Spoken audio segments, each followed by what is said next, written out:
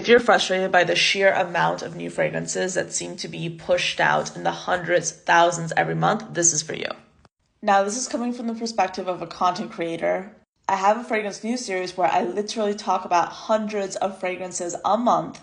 So naturally, I see a lot of perfume brands, and it is becoming increasingly apparent the difference between the brands that seem to be there, allegedly, for the money. They seem to be there because they just want to make a quick buck, versus the brands that are there for the creativity, the innovation. You can tell how passionate they are.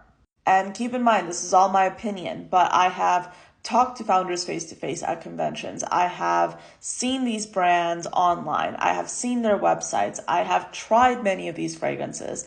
And I do think that eventually brands that are just there for the money and just there to make a quick buck are going to start self-filtering out, or at least filtering out of the fragrance world, because it is going to become increasingly apparent to the consumer that these are just cookie cutter fragrances put on an assembly line to sell bottles.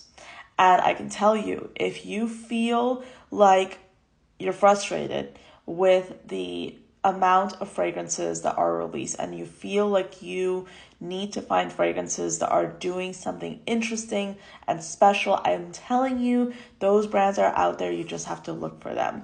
Of course, this is just my 2 cents. I don't have the behind the scenes knowledge into these brands, their finances, but as someone who looks at these brands all the time and sees hundreds of new releases, it's really easy to kind of become desensitized to what's new on the market. It's easy to forget what's been launched a few months ago. But in my opinion, what really sticks in the consumer's mind, what really sticks in my mind, are the creatives, are the fragrance brands that are really pushing creativity, innovation. They might not have a lot of money or capital to come out with fancy designs or good campaigns, but they have the passion and they have the good product.